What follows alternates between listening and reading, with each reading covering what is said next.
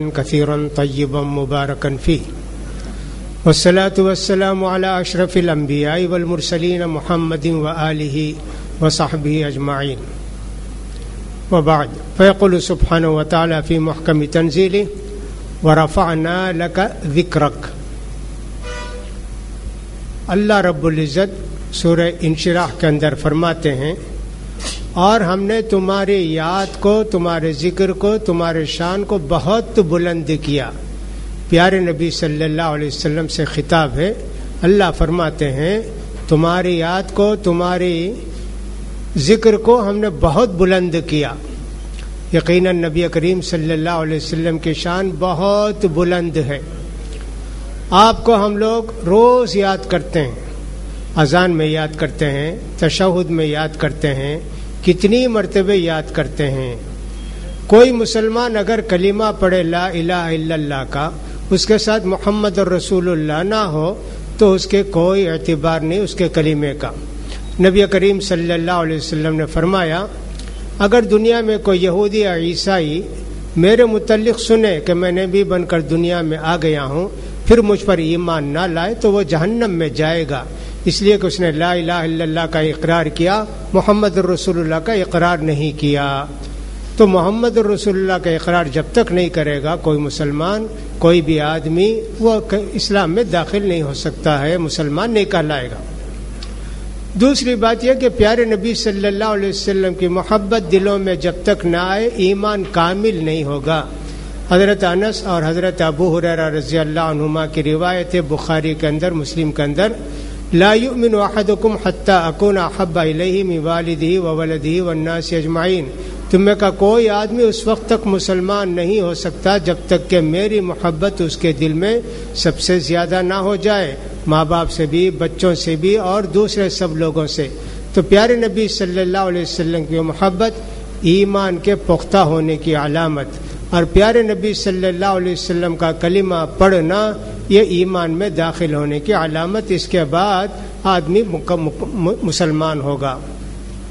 نبی کریم صلی اللہ علیہ وسلم پر درود بھیجنا یہ مسلمانوں کو بہت فائدہ پہنچاتا ہے. کل اس کے متعلق بہت ساری باتیں بتائی گئیں کہ پیارے نبی صلی اللہ علیہ وسلم پر کب کب ہم لوگ درود بھیجتے ہیں، درود بھیجنے کے کون سے مواقع ہیں. پیارے نبی صلی اللہ علیہ وسلم پر اگر ہم درود پڑھتے ہیں، درود بھیجتے ہیں، یہ ایک فائدہ تو یہ کہ اللہ کے حکم پر ہم عمل کرتے ہیں. صلو علیہ وسلموا تسلیما، تم نبی پر درود پڑھو، اللہ کے حکم پر عمل کرتے ہیں. یہ ایک بات یہ ہوئی. دوسری بات یہ ہے کہ اللہ رب العزت اور فرشتے پیارے نبی پر رحمتیں بھیجتے ہیں، درود پڑھتے ہیں، تو گیا اللہ کے کام میں ہم بھی ساتھ ہو جاتے ہیں. اللہ بھی درود بھیجتا ہے اور فرشتے بھی اللہ پر درود بھیجتے ہیں، پیارے نبی پر درود بھیجتے ہیں. اللہ پر درود، اللہ کے درود کا مطلب ہم نے بتایا تھا کہ اللہ کی رحمتیں نازل ہوتی ہیں. پیارے نبی صلی اللہ علیہ وسلم پر درود پڑھنے سے بلائیں، مصیبتیں، پریشانیاں دور ہوتی ہیں. جیسا کہ کل بتایا گیا کہ صحابی نے پوچھا حضرت ابی بن کعب نے کہ اللہ کے رسول میں درود ہی پڑھتا رہ جاؤں کیا؟ کہا اگر مجھ پر درود ہی پڑھتے رہ جاؤ گے تمہاری ساری فکر، تمہارے سارے غم دور ہو جائیں گے. یہ بھی نبی کریم نے فرمایا. پل صراط پار کرتے وقت نبی کریم صلی اللہ علیہ وسلم فرماتے ہیں سارے لوگ وہاں پل صراط کے پاس آ کر رہیں گے. جو لوگ درود مجھ پر زیادہ سے زیادہ پڑھے ہوں گے ان کو پل صراط پار نہ کرنے کا جلدی موقع مل جائے گا. حضرت ابو ہریرہ رضی اللہ تعالیٰ نے پوچھا کہ نبی کریم صلی اللہ علیہ وسلم سے قیامت کے دن آپ سے قریب کون رہے گا؟ نبی کریم صلی اللہ علیہ وسلم نے فرمایا جو آدمی مجھ پر زیادہ درود پڑھے گا وہ مجھ سے زیادہ قریب ہو جائے گا. نبی کریم صلی اللہ علیہ وسلم پر رات دن اگر کوئی شخص درود پڑھتا رہے تو آپ کے احسان کا حق ادا نہیں ہو سکتا. اللہ رب العزت نے ہم کو بہت آسان بات بتائی کہ نبی کریم پر درود پڑھو تو ان کا بدلہ کسی طرح تم دے سکتے ہو، ورنہ تو پیارے نبی کے جتنے احسانات ہماری زندگی میں ہیں ان کا بدلہ ہم نہیں دے سکتے. کسی آدمی سے محبت ہم کو ہو جاتی ہے تو دیکھیے ہم اس کو بار بار یاد کرتے ہیں، دل سے یاد کرتے ہیں، سوچتے ہیں، اور پیارے نبی کی محبت ہمارے دل میں آ جاتی ہے تو بار بار درود پڑھتے ہیں، بار بار آپ کو یاد کرتے رہتے ہیں. تو پیارے نبی صلی اللہ علیہ وسلم کی محبت ہمارے دلوں کے اندر بچ جاتی ہے، اور پیارے نبی صلی اللہ علیہ وسلم کی محبت جب ہمارے دلوں میں بچ جائے گی تو اللہ کے رسول بھی ہم سے محبت کرنے لگیں گے، تو لہٰذا اللہ کی محبت بھی ہمارے دل میں آ جائے گی، پیارے نبی کے دل محبت بھی ہمارے دل میں آ جائے گی، تو پیارے نبی بھی ہم سے محبت کریں گے اور اللہ تعالیٰ بھی ہم سے محبت کریں گے۔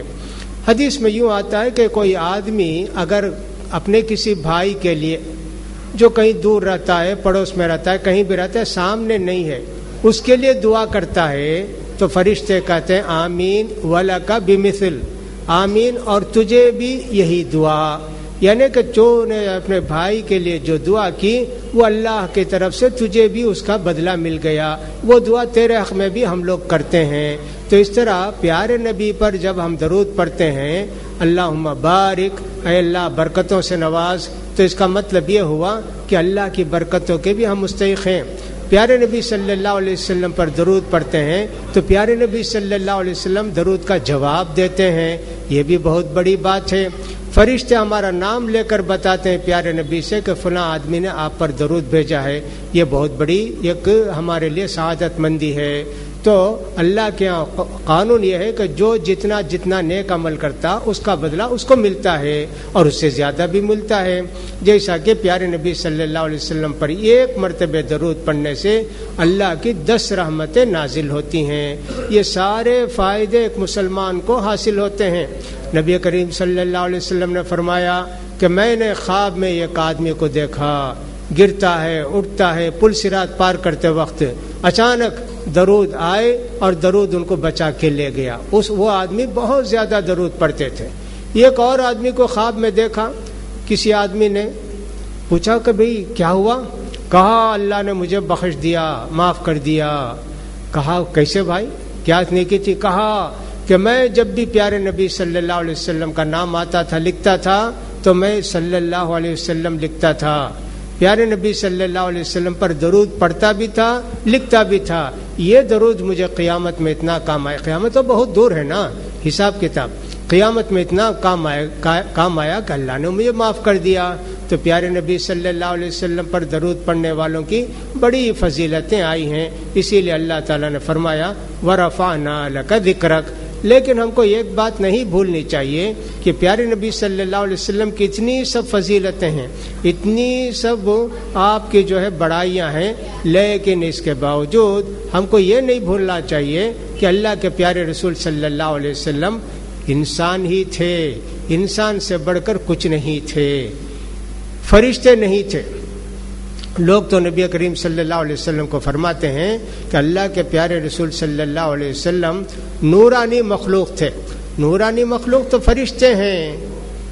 اللہ کے پیارے رسول کھاتے تھے، اللہ کے رسول سوتے تھے، اللہ کے رسول جو ہے آرام کرتے تھے۔ فرشتے نہ کھاتے ہیں، نہ پیتے ہیں، نہ سوتے ہیں، نہ آرام کرتے ہیں، نہ تھکتے ہیں، تو اللہ کے رسول صلی اللہ علیہ وسلم کیسے ہو جائیں گے نورانی مخلوق؟ اللہ کے پیارے رسول انسان ہی تھے۔ اسی لیے مکے کے کافر بھی کہتے تھے یہ تو انسان ہے بھائی، فرشتے آتے ہماری ہدایت کے لیے تو ہم ان کی بات مانتے۔ تو مکے کے کافر بھی زیادہ جانتے تھے، بہتر جانتے تھے کہ اللہ کے رسول انسان ہیں۔ ان لوگوں سے جو یہ کہتے ہیں کہ اللہ کے پیارے رسول صلی اللہ علیہ وسلم نورانی مخلوق تھے، آپ کا سایہ نہیں پڑتا تھا، یہ سب کوئی بات نہیں ہے۔ پیارے رسول صلی اللہ علیہ وسلم نے خود بھی اپنے تعلق سے فرمایا کہ بھئی میں تو ایک انسان ہوں۔ جب ایک آدمی نے، ایک بچی نے پڑھا وفینا نبی یعلم ما فی غدی، ہمارے درمیان ایک نبی ہیں آئندہ کیا ہونے والے بتا دیتے ہیں۔ کہا نہیں ایسا مت کہو، ایسا مت کہو، جو پہلے پڑھتے تھے وہی پڑھو کہ میں انسان ہوں، میں نبی ہوں، اتنا ہی کہو، غیب کی باتیں میں نہیں جانتا۔ تو پیارے نبی صلی اللہ علیہ وسلم کے تعلق سے لوگوں نے یہ بھی کہا کہ نبی کریم صلی اللہ علیہ وسلم کا سایہ نہیں پڑتا تھا، یہ بھی بالکل غلط بات ہے، ایسے نہیں تھا، پیارے نبی صلی اللہ علیہ وسلم انسان ہی تھے۔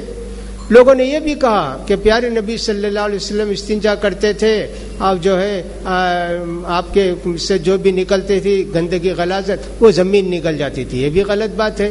کتنی باتیں پیارے نبی کے تعلق سے جوڑ دیے اور مبالغہ کرتے کرتے تو یہ بھی کہہ دیا کہ اللہ کے رسول صلی اللہ علیہ وسلم انسان نہیں تھے، نورانی مخلوق تھے۔ یہ بالکل غلط بات ہے۔ اتنی اللہ کے رسول کی شان ہونے کے باوجود آپ انسان ہی تھے۔ ایک آدمی آیا بدو آپ کی خدمت میں، آپ کو دیکھ کر ڈر گیا، آپ کا روب ایسا تھا، آپ کا چہرہ ایسا تھا کہ صاحب کوئی بھی آدمی آپ کو دیکھتا ذرا ڈر جاتا، آپ کا احترام کرنے پر مجبور ہو جاتا۔ نبی کریم صلی اللہ علیہ وسلم بھانپ گئے کہ یہ آدمی مجھ سے ذرا ڈر گیا ہے۔ آپ نے کہا ارے بیٹھو بھائی، میں تو ایک عورت کا لڑکا ہوں جو کہ سوکھا گوشت کھاتی تھی، یعنی میں انسان ہوں، کوئی بڑا وہ نہیں ہوں، یہ فرمایا اللہ کے پیارے رسول نے۔ تو لہٰذا انسانوں کے اندر جو سب سے بڑے انسان تھے، سارے مخلوق میں جو سب سے زیادہ فضیلت والے تھے وہ ہمارے پیارے نبی صلی اللہ علیہ وسلم ہیں، لیکن آپ انسان ہی ہیں۔ جو لوگ یہ کہتے ہیں کہ نورانی مخلوق ہیں، یہ گمراہی کی بات ہے۔ جو لوگ آپ کو اپنے درجے سے بڑھا کر اللہ کے درجے تک پہنچاتے ہیں، اللہ کی صفات آپ کے اندر داخل کرتے ہیں، تو یہ لوگ بھی گمراہ ہیں۔ غیب کی باتیں پیارے نبی نے جو کچھ بتائی ہیں، پرسوں ہم نے بتا دیا تھا کہ اللہ نے آپ کو وحی کے ذریعے بتایا، وہ پیاری ساری باتیں پیارے نبی صلی اللہ علیہ وسلم نے ہم کو بتائیں۔ اپنی طرف سے پیارے نبی نے کچھ بھی نہیں فرمایا، لہٰذا ہم کو جاننا چاہیے کہ اللہ کے رسول صلی اللہ علیہ وسلم انسان ہی تھے۔ کافروں نے ایک مرتبہ اعتراض کیا، بھائی تمہارے لیے سونے کا گھر ہونا چاہیے، نہریں ہونا چاہیے، باغات ہونا چاہیے، اور سب تم کو کھانے پینے کے لیے بازار میں آنے جانے کی ضرورت نہیں، فلاں ہونا چاہیے، کتنی فرمائشیں کر دی۔ تو اللہ تعالیٰ نے کہا کہ نبی کہہ دو تم، قل سبحان ربی هل كنت الا بشر رسولا، بنی اسرائیل کی آیت نمبر 92-90 میں ہے۔ اللہ اکبر، میں تو انسان ہوں جی، میں یہ سب کیا کروں گا کہ صاحب میرے لیے الگ باغ ہو اور سونے کا گھر ہو، فلاں ہو، میں تو ایک انسان ہوں۔ اس طرح نبی کریم صلی اللہ علیہ وسلم نے فرمایا۔ اسی طرح سورہ کہف کی 110ویں آیت کے اندر اللہ تعالیٰ فرماتے ہیں قل انما انا بشر مثلکم، اے نبی اعلان کر دو میں تمہیں جیسا انسان ہوں، تم جیسا۔ اب بشر بولنے بھی لوگ کچھ نہ کچھ بولیں گے نا، بشر تو تھے لیکن ہماری طرح بشر نہیں تھے، وہ دوسرے بشر تھے۔ اس لیے سورہ کہف کے اندر اللہ نے فرما دیا، اعلان کرو دو نبی، انما انا بشر مثلکم، تمہیں جیسا انسان ہوں۔ ہم جیسا انسان کا کیا مطلب ہے؟ بھوک لگتی ہے تو کھانا کھاتے ہیں، کوئی بیماری آتے ہے تو پریشان ہوتے ہیں، محنت کرتے ہیں تو تھک جاتے ہیں۔ جو کچھ ہمارے اندر صفات ہیں وہ ساری صفات نبی کے اندر بھی ہیں، جو ساری باتیں ہمارے انسان ہونے کی حیثیت سے وہ ساری باتیں ہیں۔ یہاں تک کہ آپ پر جادو ہوا، یہ بھی حقیقت ہے، انسان پر جادو ہوتا ہے تو پیارے نبی پر بھی جادو کیا گیا، پھر وہ جور ہوا۔ تو مثلکم، تم جیسا انسان ہو، یہ بہت وضاح۔ ہاں فرق کیا ہے؟ یوحا الیہ، اللہ تعالیٰ مجھے وحی بھیجتا ہے، اس لیے میں پیغمبر اور نبی ہوں، لیکن میں انسان کے دائرے سے نہیں نکلا، انسان کی صفات سے نہیں نکل سکتا۔ یوحا الیہ انما الہکم الہ واحد، اللہ تعالیٰ نے وہی کر کے بتا دیا کہ تمہارا معبود برحق ایک ہی ہے۔ لہذا جس آدمی کو آخرت میں اللہ سے ثواب کی امید رکھنا ہے، اس کو چاہیے کہ توحید پر قائم رہے اور نیک کام کرے۔ اسی طرح اللہ تعالیٰ نے کفار پر الزام لگایا تھا کہ صاحب یہ تو اللہ نے فرشتے کو بھیجنا چاہیے تھا، اللہ تعالیٰ وہیں تو انسان کو بھیجا۔ تو اللہ نے اس کا جواب دیا کہ اس سے پہلے جتنے انبیاء آئے سب انسان ہی تھے، اس سے علاوہ کچھ نہیں تھا۔ تو اللہ تعالیٰ نے یہ بھی بتایا کہ جتنے انسان تھے وَجَعَلْنَهُمْ أَزْوَاجًا وَذُرِّيَّةً، ان کی بیویاں بھی تھے اور ان کے بچے بھی تھے۔ یہ ساری آیتیں قرآن مجید کے اندر کتنی آیتیں ہیں جو یہ بتاتی ہیں کہ پیارے نبی صلی اللہ علیہ وسلم انسان ہی تھے، انسان سے بڑھ کر کچھ نہیں تھے۔ فرشتے اگر نیک کام کریں، سراپا عبادت کریں، 24 گھنٹے عبادت کریں، اللہ نے اسی لیے پیدا کیا۔ لیکن ایک انسان جس کے اندر اللہ تعالیٰ نے برائی کا بھی ارادہ رکھا ہے، اچھائی کا بھی ارادہ رکھا ہے، فَأَلْهَمَهَا فُجُورَهَا وَتَقْوَاهَا، ویسا انسان برائی سے بچ کر نیکی کے راستے پر چلے اور نیک کام کرے، تو یہ خوبی کی بات ہے۔ کوئی آدمی اس کے اندر دونوں جذبے ہیں، برائی کرنے کے بھی اور نیکی کے بھی، برائی کے جذبوں کو دبا کر نیکی کے کام کرتا ہے تو خوبی ہے۔ فرشتے رات دن عبادت کریں تو اللہ نے اسی لیے ان کو پیدا کیا ہے، لہٰذا یہ بھی سوچنا چاہیے کہ اللہ کے پیارے رسول کے اندر یہ موجود تھے۔ نبی کریم صلی اللہ علیہ وسلم نے ایک مرتبہ فرمایا جو بھی انسان پیدا ہوتا ہے اس کے ساتھ ایک نیکی کا فرشتہ اور ایک برائی کا فرشتہ لگا دیا جاتا ہے۔ یہ سمجھے کہ ایک طرح سے فرشتہ اور ایک طرح سے شیطان سمجھ لیجئے اس کو۔ صحابہ نے پوچھا اللہ کے رسول آپ کے ساتھ بھی وہ ہے کیا جو برائی کے راستے پر لگاتا ہے؟ کہا ہاں جی وہ میرے ساتھ بھی ہے، لیکن اللہ مجھے بچا کر رکھا ہے، لیکن وہ مجھ سے دور رہتا ہے، یعنی مجھے برائی کی طرف آمادہ نہیں کر سکتا۔ تو یہ خوبی ہے کہ انسان برائی کا اس کے اندر جذبہ بھی ہو لیکن برائی سے بچ کر رہے، یہ بڑی خوبی ہے۔ لہٰذا اللہ کے رسول کو نوری مخلوق کرنا، نورانی مخلوق کرنا یہ کوئی خوبی کی بات نہیں ہے، بلکہ انسان کہنا یہ آپ کے درجے کو بلند کرتا ہے۔ اسی طرح بعض لوگ یہ سمجھتے ہیں کہ نبی کریم صلی اللہ علیہ وسلم کا انتقال نہیں ہوا، نبی کریم صلی اللہ علیہ وسلم نہیں مرے، اس لیے یہ لوگ کہتے ہیں پردہ فرما گئے، اللہ کے پیارے رسول پردہ فرما گئے، چھپ گئے، یا یوں کہتے ہیں کہ نبی کریم صلی اللہ علیہ وسلم کا وصال ہو گیا، یعنی یہاں سے جدا ہو گئے۔ حضرت عمر رضی اللہ تعالیٰ نے پہلے یہی سمجھ رہے تھے کہ نبی کا جب انتقال ہوا ان کو اتنی محبت تھی اللہ کے رسول سے، تلوار لے کے کھڑے ہو گئے کہ اگر کوئی آدمی کہے گا کہ محمد صلی اللہ علیہ وسلم کا انتقال ہو گیا تو میں اس تلوار سے اس کی گردن اڑا دوں گا، ایسا کہتے تھے حضرت عمر رضی اللہ تعالیٰ۔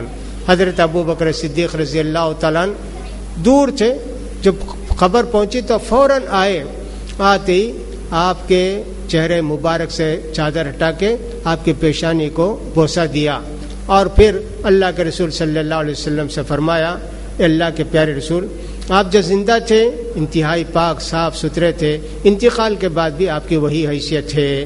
اس وقت حضرت ابو بکر صدیق رضی اللہ تعالیٰ نے آیت پڑھی وما محمد الا رسول قد خلت من قبله الرسل افإن مات أو قتل انقلبتم على أعقابكم، آل عمران کی 144ویں آیت ہے کہ محمد ایک رسول ہے، اس سے پہلے جتنے رسول گزرے ویسے ہی محمد صلی اللہ علیہ وسلم کو بھی اس دنیا سے جانا ہے، اس دنیا سے رخصت ہونا ہے۔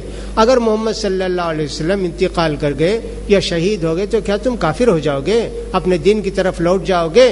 تو اللہ تعالیٰ نے کہا، اس آیت کو سن کے حضرت عمر رضی اللہ تعالیٰ سنبھل گئے، ہاں اللہ کے رسول کو بھی موت آتی ہے، اللہ کے رسول کا بھی انتقال ہو گیا، ورنہ تو پہلے کہتے تھے نہیں بس اللہ کے رسول اللہ سے ملنے گئے ہیں تھوڑی دیر کے بعد کھڑے ہو جائیں گے، ایسے کہتے تھے حضرت عمر۔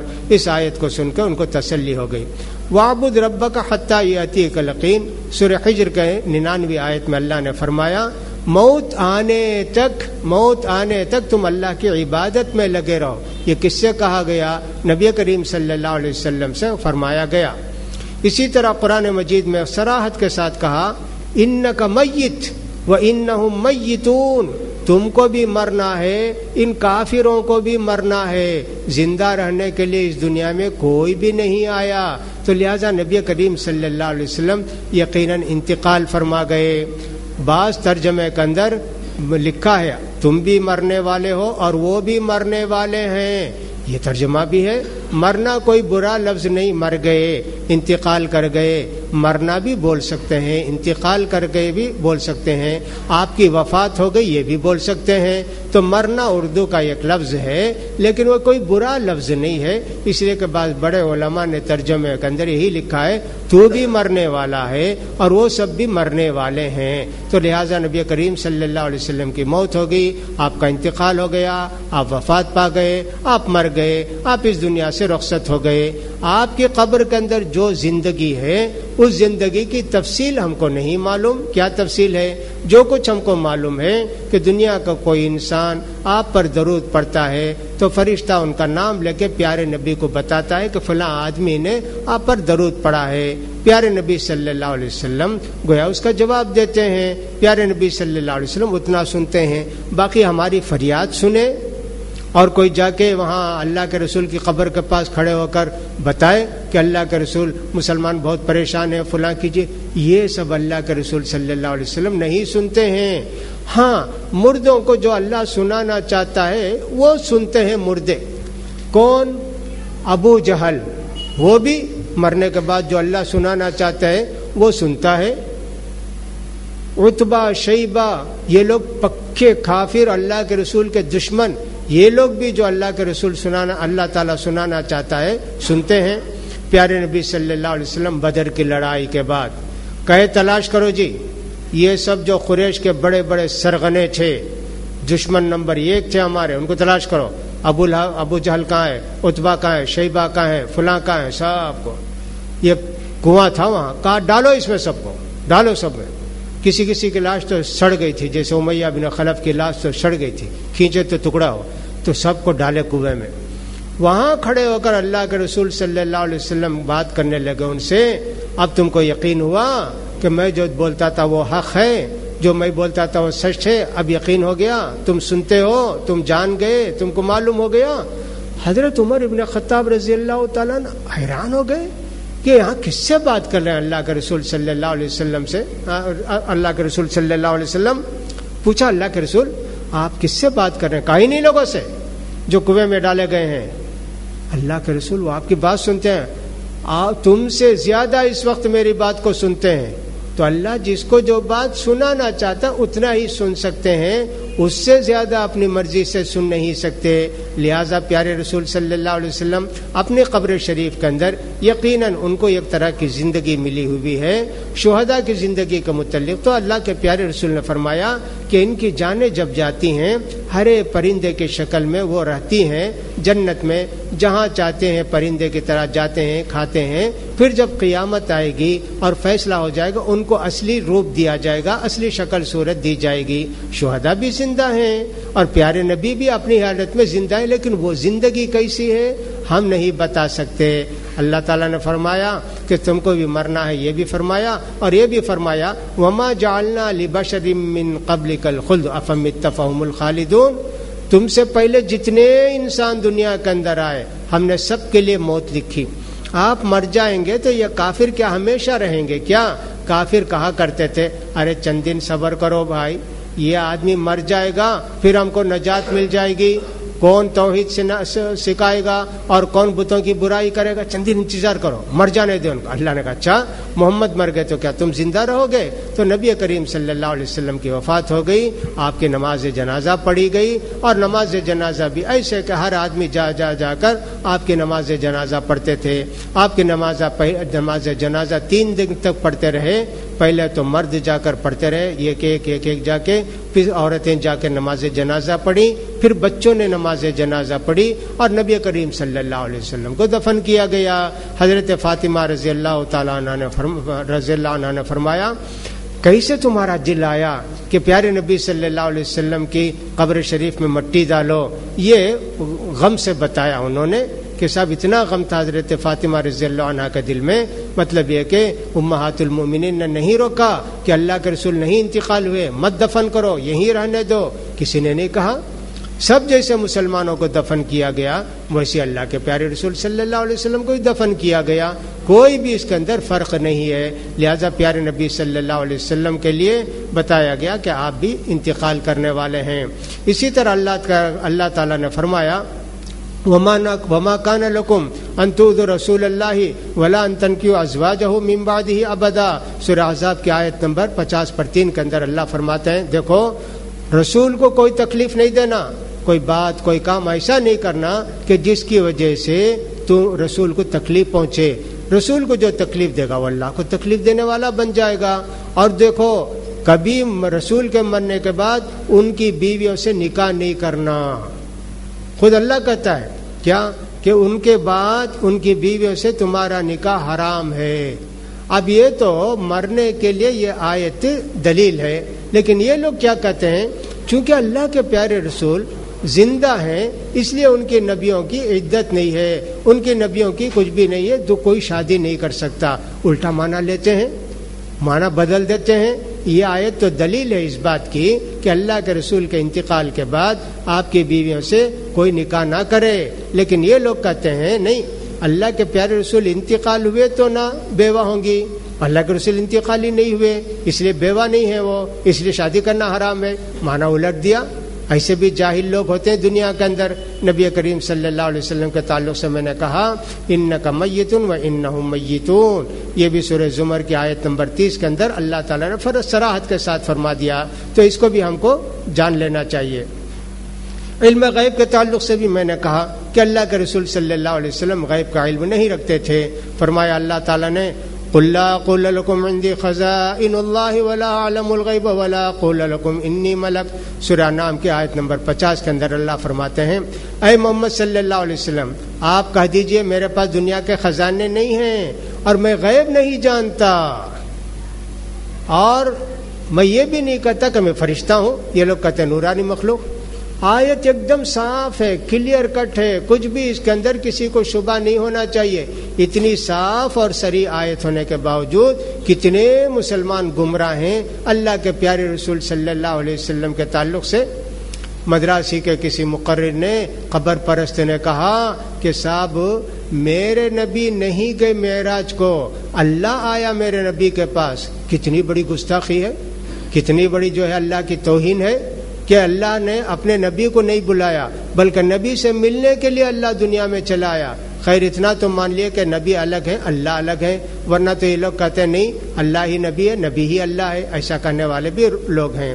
فرمایا اللہ تعالیٰ نے قل لا املک لنفسی نفعا ولا ضرا الا ما شاء اللہ ولو كنت اعلم الغیب لاستكثرت من الخیر وما مسنی السوء، سورہ اعراف کی آیت نمبر 180 پر 8 کے اندر۔ کہا تو میں اپنے جان کے لیے بھی نفع نقصان کا مالک نہیں ہوں، یعنی اللہ جو چاہتا ہے وہی میرے ساتھ بھی ہوتا ہے۔ اگر میں غیب جانتا تو کوئی بیماری بھی مجھے نہیں آتی، کوئی شکست بھی نہیں ہوتی، دشمنوں سے نہیں ہارتا، فلاں نہیں کرتا، غیب سے معلوم کر لیتا۔ جیسے احد کی لڑائی ہوئی، اللہ کے رسول خواب میں دیکھے کہ صاحب آپ کی تلوار کے اندر آپ کی تلوار کے اندر وہ شگاف پڑ گئے، سمجھ گئے کہ میرے خاندان کے کچھ لوگ انتقال ہوں گے۔ کسی نے دیکھا کہ ذبح ایک بڑی گائے کو ذبح کیا جا رہا ہے، اللہ کے رسول نے فرمایا کہ میرے خاندان کو ایک بڑا آدمی اس جنگ میں مارا جائے گا۔ خواب کے ذریعے کچھ معلوم ہو جاتا تھا، لیکن غیب کی بات پیارے رسول کو نہیں معلوم تھی۔ اگر یہ معلوم ہوتا کہ احد کی لڑائی کے اندر 70 صحابہ شہید ہوں گے تو اللہ کے رسول جاتے کیا؟ حضرت عائشہ رضی اللہ عنہ پر الزام لگایا گیا کہ صفوان کے ساتھ ان کے تعلق تھے، نعوذ باللہ۔ اللہ کے رسول پریشان کہ صاحب یہ کیا معاملہ ہے؟ صحابہ سے بلا کے پوچھتے ہیں، دوسرے سے بلا کے پوچھتے ہیں تم میری بیوی عائشہ کے تعلق سے کیا سمجھتے ہو؟ سب یہی کہتے ہیں اللہ کے رسول یہ پاک دامن عورت ہے، ان پر الزام لگایا گیا، یہ غلط ہے، سب ہے۔ پریشان اللہ کے رسول 1 دن کیا 2 دن کیا 40 دن پریشان رہے۔ پھر اللہ تعالیٰ نے آیت نازل کر کے حضرت عائشہ رضی اللہ عنہ کی برات نازل کی۔ اگر غیب معلوم ہوتا اللہ کے رسول کو تو اسی وقت ساری باتوں کا تدارک ہو جاتا، اسی وقت اللہ کے رسول صلی اللہ علیہ وسلم ساری باتیں بتا دیتے۔ لہٰذا اللہ کے پیارے رسول صلی اللہ علیہ وسلم غیب نہیں جانتے تھے، اس پر بھی ہم کو ایمان لانا چاہیے۔ اگر ہم اللہ کے رسول کو غیب دان سمجھتے ہیں تو یہ قرآن کی تعلیمات کے خلاف ورزی ہے۔ فرمایا اللہ تعالیٰ نے قل ما كنت بدعا من الرسل وما ادری ما يفعل بي ولا بكم، سورہ احقاف کی آیت نمبر 9 کے اندر فرمایا کہہ دو کہ میں کوئی نیا رسول نہیں آیا ہوں، مجھ سے پہلے بہت سارے رسول آئے، انہوں نے بھی توحید کی دعوت دی، میں بھی توحید کی دعوت دیتا ہوں۔ دین تو سب کا ایک ہی تھا، شریعت الگ الگ، دین کا مطلب توحید، رسالت، آخرت، اللہ پر ایمان لانا، یہ سب کا سمجھے کہ سب کی تعلیم تھی۔ البتہ نمازیں الگ، روزے الگ اور دوسرے حکم الگ، یہ شریعتیں الگ الگ ہیں، دین تو سب کا ایک تھا۔ تو اللہ کے رسول صلی اللہ علیہ وسلم کے متعلق جب کافر کہتے تھے ما سمعنا بہذا فی الملۃ الاخرہ، یہ سب باتیں کسی نے بتائی نہیں، نا اس سے پہلے کون بھی نہیں بتایا نا۔ اللہ نے کہا دو میں کوئی نیا پیغمبر نہیں ہوں، مجھ سے پہلے جو پیغمبر بات لے کر آئے، تعلیم لے کر آئے، وہی میں بھی لے کر آیا ہوں۔ فرمایا اللہ تعالیٰ نے کہ قل ما كنت بدعا من الرسل وما ادری ما يفعل بي ولا بكم، مجھے معلوم بھی نہیں کہ میرا انجام کیا ہوگا، تمہارا انجام کیا ہوگا، یعنی فائنل میں کیا ہوگا، تم میں سے کون مسلمان ہوگا، کیا ہوگا، اور اللہ کیا مجھے کیا کیا حساب دینا ہوگا، یہ مجھے معلوم نہیں. تو غیب کی بات اللہ کے پیارے رسول صلی اللہ علیہ وسلم کو نہیں معلوم تھی، نہیں جانتے تھے. قرآن مجید کی بہت ساری آیتوں کے اندر اس کا ذکر ہے. دوسری بات یہ ہے کہ اللہ کے پیارے رسول صلی اللہ علیہ وسلم کو کوئی الگ اختیارات نہیں تھے. کیا اختیارات؟ جیسے جس کو چاہے مسلمان بنا دیں، جس کو چاہے شفا دے دیں، جس کو چاہے تو مار دیں، جس کو چاہے جو کر. نہیں، اللہ کے پیارے رسول صلی اللہ علیہ وسلم کو اس طرح کو کوئی بھی اختیار نہیں تھا. اگر آپ کو اختیار ہوتا تو سب سے پہلے اپنے چچا ابو طالب کو آپ مسلمان بناتے، لیکن آپ کے اختیار میں نہیں تھا اور کسی نبی کے اختیار میں نہیں تھا. حضرت نوح کے اختیار میں ہوتا تو اپنے بیٹے کو مسلمان بناتے اور کشتی میں بیٹھا لیتے، لیکن ان کے اختیار میں نہیں تھا. حضرت ابراہیم علیہ السلام کو اگر اختیار ہوتا تو اپنے باپ کو وہ مسلمان بنا دیتے، ان کے گھر سے نہیں نکلتے بلکہ اپنے باپ کو مسلمان بنا کے جنتی بنا دیتے. نبیوں کے اختیار میں اس طرح کی کوئی بات نہیں تھی کہ جس کو چاہے ہدایت دیں، جس کو چاہے گمراہ کر دیں، جس کو چاہے نقصان پہنچائیں، جس کو چاہے نفع پہنچائیں. ایسی کوئی بات نبیوں کے اختیار میں نہیں تھی. فرمایا اللہ تعالیٰ نے لیس علیک ھداھم ولکن اللہ یہدی من یشاء، سورہ بقرہ کی آیت ہے 270 پر 2 کی آیت. تمہارے ہاتھ میں اختیار نہیں ہے کہ تم جس کو چاہے مسلمان بنا دو، یہ اللہ کا اختیار ہے، اللہ کا پاور ہے. حضرت عباس بن عبد المطلب نے پوچھا اللہ کے رسول، آپ کے جو چچا ابو طالب کتنا آپ کا خیال کرتے تھے، آپ کے لیے ان کو غصہ بھی آتا تھا لوگوں کے اوپر آپ کی وجہ سے، اور زندگی بھر آپ کی مدد کرتے رہے. اللہ کے رسول، کیا آپ نے ان کو کچھ فائدہ پہنچایا؟ آپ کی وجہ سے کچھ فائدہ ان کو ہوا؟ اس لیے کہ ابو طالب تو مسلمان نہیں ہوئے. اللہ کے پیارے رسول کو معلوم ہوا کہ ابو طالب کا آخری وقت آ گیا ہے، وہاں بیٹھے ہوئے ہیں یہ بڑے بڑے کافر، ابو جہل بھی، فلاں بھی فلاں بھی. اللہ کے پیارے رسول جلدی جلدی اپنے چچا کے پاس آئے اور جلدی سے یہ کافر سب ایسا بیٹھ گئے کہ اللہ کے رسول کو بیٹھنے جگہ نہ ملے. ایسا دیکھتے ہی فوراً گھیر لیے. پھر بھی اللہ کے پیارے رسول صلی اللہ علیہ وسلم نے فرمایا، چچا جان آپ کلمہ پڑھ لیجئے، میں قیامت کے دن آپ کی سفارش اللہ سے کروں گا. ہو سکتا ہے ان کے دل نے سوچا بھی ہو، لیکن ابو جہل نے اور سب جو دوسرے وہاں تھے، امیہ بن خلف وغیرہ، ابو طالب کیا تم باپ دادا کے دین کو چھوڑ دو گے؟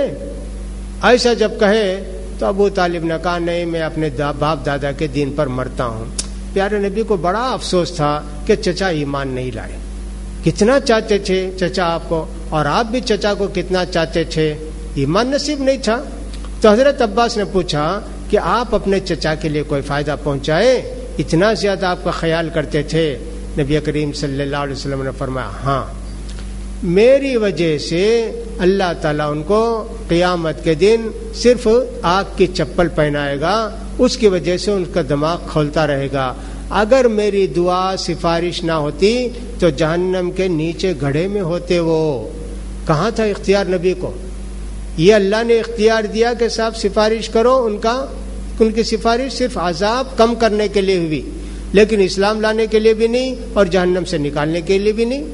حضرت ابراہیم علیہ السلام کے والد بھی ایسے آئے گا، آ کے کہے گا آج بیٹے میں تیری بات مانتا ہوں، میں سمجھ گیا تو نبی ہے، بیٹے مجھے کچھ فائدہ پہنچا دے، مجھے اللہ کے عذاب سے بچا لے.